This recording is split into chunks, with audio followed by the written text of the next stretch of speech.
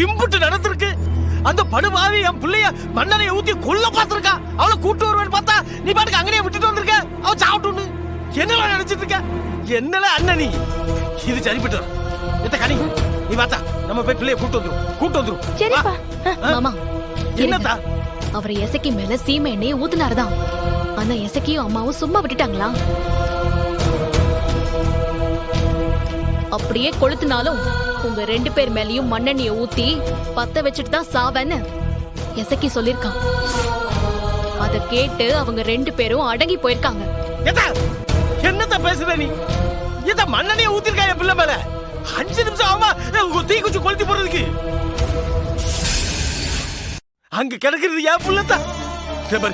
நான் அவளை பணக்காரியா வளர்க்கல, ஆனா பாசத்தை கொட்டி வளர்த்திருக்கேன். இப்படி துள்ள துடிக்க அள்ளி கொடுக்குவா என்ன தனி? ஐயோ மாமா, என்ன பேசுறீங்க நீங்க? அப்படியே அம்மாவும் சிவபாலனும் எசக்கி அப்படியே விட்டு கொடுத்துருவாங்களா? இல்ல முத்துப்பாண்டி தான் திரும்ப வந்து கேள்வி கேட்க மாட்டானா? சொல்லுங்க மாமா. அங்க கிடக்குறது ஏமாவத்தா. அதுக்குள்ள அந்த படுபாவை அவளை எரிச்சு போட்டானா நான் என்ன செய்ய? மாமா, இவ்வளவு நாளா எங்க அம்மா பாத்துட்டு தானே இருக்காங்க. இவ்வளவு தானே நீங்க அவங்கள புரிஞ்சுக்கிட்டது. அவங்களோட நோக்கம் எசக்கியே கொல்றது இல்ல. அப்படி அவளுக்கு ஏதாச்சும் நடந்தா அவங்கள கொலை செய்ய சண்முகம் தேவையில்லை. முத்துப்பாண்டியே போதும், எரிச்சு போட்டுருவான். அந்த பயம் அவங்களுக்கு இருக்காதுன்னு நினைக்கிறீங்களா?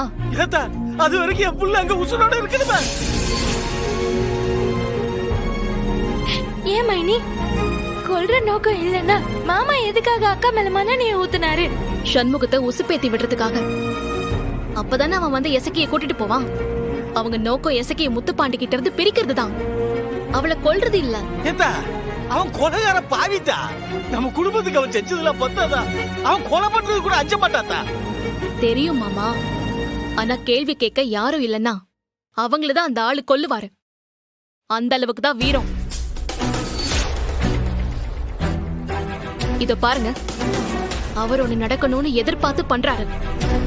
அதையே நம்ம நடக்க விடலாமா? சொல்லுங்க. இதை விட எவ்வளவு பெரிய பிரச்சனையெல்லாம் அம்மா பாத்திருக்காங்க.